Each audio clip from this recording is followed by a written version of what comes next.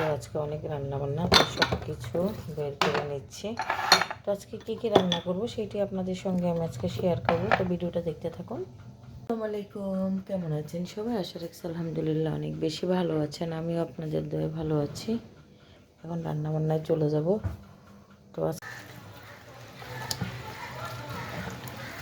গরুর মাংস আজকে প্রেশার কুকারে রান্না করব। সব কিছু দিয়ে সুন্দর করে মাখিয়ে নিচ্ছে। টক দই, তারপরে হচ্ছে বাদাম বাটা, একটু রেজালা টাইপের করবো, যেহেতু চুলায় গ্যাস থাকে না, তাই প্রেশার কুকারে দিছি তাড়াতাড়ি হওয়ার জন্য। সবজি রান্না করব একটু চাইনিজ স্টাইলের। আজকে কী রান্না করব সেটা একটু শেয়ার করবো আপনাদের সঙ্গে। অনেক দিন পরে কিছু রান্নাবান্না নিয়ে আসলাম।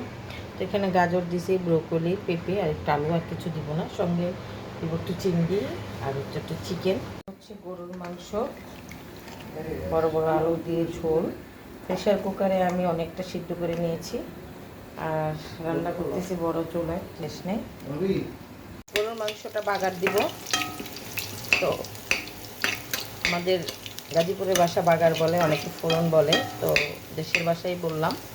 এটা এখানে রসুন, পেঁয়াজ, লাল মরিচ, কাঁচামরিচ, একটু জিরা, এত হয়ে গেছে গরুর মাংস। মশলা দেখুন কতটা গ্রেভি হয়েছে। আলুগুলো আমি অনেক বড় বড় করে দিয়েছি। তো বাগার দেওয়ার পরে দেখুন মাশাআল্লাহ যেটা হয়ে যাচ্ছে, হয়তো দেখুন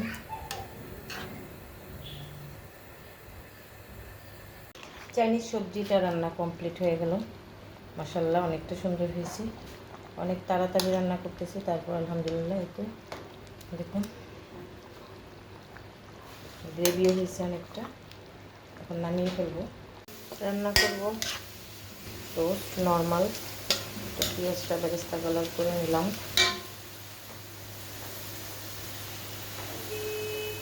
পেঁয়াজ বাটা সব কিছু সমস্ত মশলা দিয়ে কষিয়ে নেব। তাড়াতাড়ি করতে হবে সেজন্য মশলাটা কষানো হচ্ছে।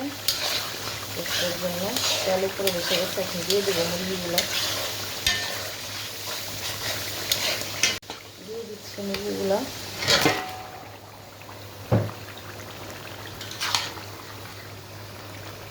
ছোট ছোট পিস করছি,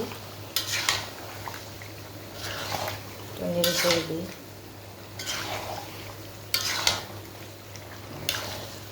রান্না শেষ, একটু পানি শুকাবে। রান্না বান্না শেষ। সালাদ আইটেম, কালা চাউ ভর্তা, লাল ভর্তা, শুটকি, সাদা সবজিটা চাইনিজ সবজি, রোস্ট, গরুর মাংস, এটার মধ্যে হচ্ছে পোলাওটা।